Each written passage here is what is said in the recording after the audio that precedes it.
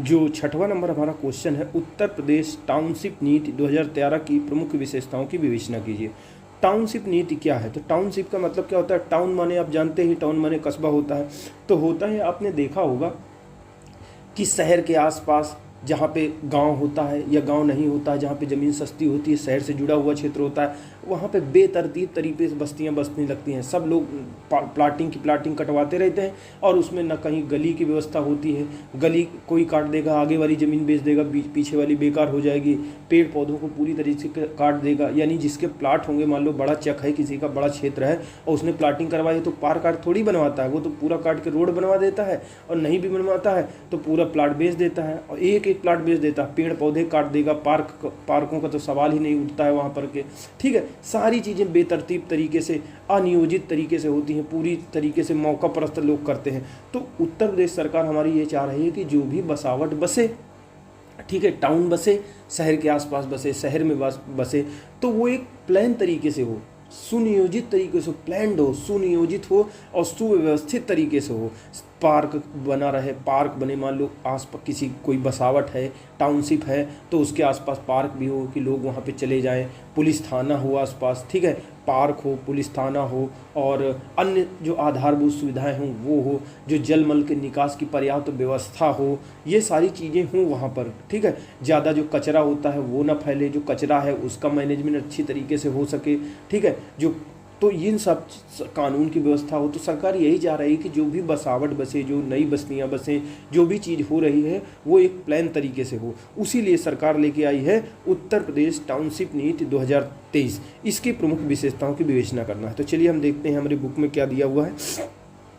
पिछले 6 वर्षों के दौरान राज्य में सुनियोजित शहरीकरण में वृद्धि तथा भविष्य की जरूरतों को ध्यान में रखते हुए उत्तर प्रदेश के मुख्यमंत्री जी ने उत्तर प्रदेश टाउनशिप नीति 2023 की घोषणा की है। यानी उत्तर प्रदेश में, हमारे प्रदेश में सुनियोजित शहरीकरण में वृद्धि करने के लिए, यानी जो सुनियोजित शहरीकरण है वो बढ़ सके, ठीक है, तथा जो भी शहरीकरण हो उसमें भविष्य की ज़रूरतों को ध्यान में रहकर विकास किया जाए, शहर बसा सके, उसके लिए उत्तर प्रदेश टाउनशिप नीति 2023 लाई गई है प्रदेश सरकार द्वारा। इसकी मुख्य विशेषताएं क्या है? जो टाउनशिप नीति है इसकी विशेषताएं क्या है? इसकी विशेषता ये है कि सरकार ने इस नीति के तहत, जो टाउनशिप नीति 2023 है, इसकी विशेषता ये है कि सरकार ने नगरों के नियोजन में, यानी जब भी बसावटें, जो भी टाउनशिप बने, नगर बने, उनका प्लान बनाते समय नगरों के नियोजन में जो स्थानीय संभावनाएं हैं उनके अनुरूप आर्थिक गतिविधियों का विकास का प्रावधान होगा। यानी सरकार ये कर रही है कि जो भी बसावट बसेगी तो आर्थिक गतिविधियां जो भी वहाँ पे होंगी, तो उस क्षेत्र विशेष में जो भी पॉसिबिलिटीज़ होंगी आर्थिक गतिविधियों की, उसी के आधार पर आर्थिक गतिविधियों का विकास किया जाएगा। जैसे मान लो किसी क्षेत्र में बहुत ज़्यादा झीलें हैं, तालाब हैं, तो वहाँ पे ऐसी गतिविधियों को बढ़ावा दिया जाएगा जैसे कि जल कृषि, जैसे मछली पालन को बढ़ावा दिया जाएगा। मान लो किसी क्षेत्र में बहुत ज़्यादा गन्ना का उत्पादन होता है, गन्ना से संबंधित आर्थिक गतिविधियों को बढ़ावा दिया जाएगा। मान लो किसी क्षेत्र में बहुत ज़्यादा बाँस पैदा होता है, तो बाँस से जुड़ी हुई जो कलाकृतियाँ होती हैं, जैसे बाँस के बहुत सारे नाना प्रकार की वस्तुएं बनती हैं, तो उससे संबंधित आर्थिक गतिविधियों को बढ़ावा दिया जाएगा। यानी जो हमारी नई जो टाउनशिप नीति आई है 2023, उसका उद्देश्य क्या है कि जो भी नगर नियोजन होगा, टाउन बसेगा, उसमें हम क्या करेंगे, सरकार क्या करेगी, स्थानीय संभावनाओं के अनुरूप आर्थिक गतिविधियों का विकास किया जाएगा, इसका प्रावधान होगा। ठीक है, सरकार ये चाहती है कि विकसित की जाने वाली टाउनशिप जो बसेगा उसमें सभी भौतिक और सामाजिक अवस्थापना सुविधाओं के साथ साथ रहने, कार्य करने तथा मनोरंजन सुविधाओं को एकीकृत रूप से प्रावधान किया जाएगा। यानी जो भी टाउनशिप होगी, विकसित की जाएगी टाउनशिप, जो भी नगर बसाए जाएंगे, नगरीकरण होगा, उसमें सभी भौतिक सुविधाओं का ध्यान रखा जाएगा, सामाजिक अवस्थापनाओं का ध्यान रखा जाएगा, जिसमें क्या होगा, जो बस्ती बसेगी उसमें रहने के लिए घर तो होगा ही, साथ में काम करने के लिए ऑफिस भी बहुत दूर नहीं जाना पड़ेगा लोगों को, काम करने के लिए बहुत दूर जाए, ऐसा प्लान बनाएंगे कि उनको आसपास ही अपने घर से कुछ ही किलोमीटर की दूरी पर काम करने के लिए भी सुविधा मिल जाए, मनोरंजन की सुविधा मिल जाए, पार्क वार्क भी आसपास हो, सिनेमा घर हो, शॉपिंग मॉल हो, इन सब चीज़ों को एकीकृत रूप से विकसित किया जाएगा। यानी विकसित की जाने वाली टाउनशिप जो होगी उसमें सभी भौतिक और सामाजिक अवस्थापनाओं जो सुविधाएं हैं उसके साथ साथ रहने, कार्य करने तथा मनोरंजन सुविधाओं का एकीकृत रूप से प्रावधान होगा। सरकार ये भी चाह रही है कि टाउनशिप नीति 2023 के तहत नगरीय क्षेत्रों में सुव्यवस्थित विकास हो, सुनियोजित विकास हो, सुव्यवस्थित विकास हो। इसमें ईज ऑफ लिविंग का स्तर बढ़ाने का उचित प्रावधान होगा। जो नीति आई है, सरकार ये चाहती है इसके माध्यम से सुव्यवस्थित विकास हो, सुनियोजित विकास हो और ईज ऑफ लिविंग को बढ़ाया जा सके। यानी होता नहीं है कि आप सुव्यवस्थित विकास का मतलब क्या होता है, हर एक चीज़ जैसे नालियाँ हों वो अच्छे से बनी हों, ठीक है, जलमल के निकास की अच्छी सी व्यवस्था हो। ये नहीं कि कोई अपना छज्जा बढ़ा ले रहा है, कोई अपनी सीढ़ी बढ़ा ले रहा है, पूरी व्यवस्था ख़राब कर दे रहे हैं, नाली को क्या कहते हैं पूरा ढक दिए हैं उसमें या फिर खोल दिए हैं, बेतरतीब तरीके से ना हो। सारी चीज़ें सुव्यवस्थित, नगरीकरण जो हो, जो नगरीय क्षेत्रों का विकास हो वो सुव्यवस्थित तरीके से हो और उसमें ईज ऑफ लिविंग का स्तर बढ़ाया जाए, यानी लोगों को रहने में बहुत ज़्यादा आसानी हो, सरलता हो, बगल में पार्क हो, काम करने के लिए जगह हो, पुलिस थाना हो, सारी चीज़ें एक जगह में हो, यानी ईज ऑफ लिविंग का स्तर बढ़ाया जा सके, इसका प्रावधान इसमें किया गया है। ठीक है, सरकार जो नई टाउनशिप नीति लेके आई है उसके माध्यम से किया ये है, सरकार ने जो पहले की नीतियाँ थी उनका पहले देख लिया है, उनका पुनरावलोकन कर लिया है, फिर उनमें जो भी बाधक बिंदु थे उनका अध्ययन करने के बाद निराकरण करना उनको समझ लिया है और नई नीति का निर्धारण किया है। यानी नई नीति को बनाने के लिए सरकार ने जो नई टाउनशिप नीति लेके आई है उसमें पहले उसने पुरानी नीतियों का अध्ययन किया, पुनरावलोकन किया और जो भी बाधक बिंदु थे उनका अध्ययन किया, निराकरण किया और उससे जो निष्कर्ष निकले उनको नई टाउनशिप नीति में लागू किया, उसको लिया। ठीक है,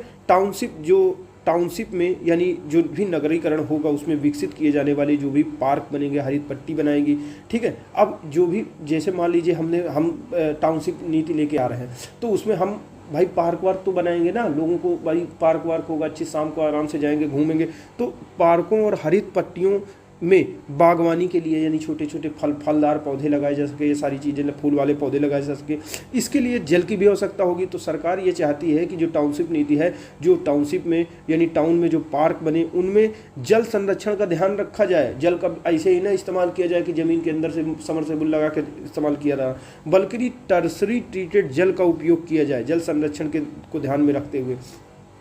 तो सरकार ये चाहती है कि जो हमारी नई टाउनशिप नीति आएगी उसमें क्या किया जाएगा, जो भी टाउनशिप में पार्क बनेंगे, हरित पट्टी बनेगी, बागवानी होगी, उनमें जल संरक्षण को हम ध्यान में रखते हुए क्या करेंगे, टर्सरी ट्रीटेड जल का उपयोग करेंगे। टर्सरी ट्रीटेड जल का मतलब होता है जैसे जल को एक बार शुद्ध कर दो, 2 बार शुद्ध कर दो, 3 बार शुद्ध कर दो, तो 3 बार शुद्ध करने का ये टेक्निकल नाम है टर्सरी ट्रीटेड जल। और इतने बार अगर टर्सरी ट्रीटेड जल है तो लगभग पीने लायक हो जाता है और इसका उपयोग किया जाएगा। ठीक है नहीं, यानी पार्कों और हरित पट्टियों में किसका उपयोग किया जाएगा, जल संरक्षण को ध्यान में रखते हुए टर्सरी ट्रीटेड जल का उपयोग किया जाएगा ताकि जल संरक्षण को बढ़ावा दिया जाएगा। जो भी पार्क बनाएंगे, हरित पट्टी बनाएंगे, उसके आसपास हम क्या बना देंगे, उनके आसपास बनाएंगे shopping complex, police station, parking,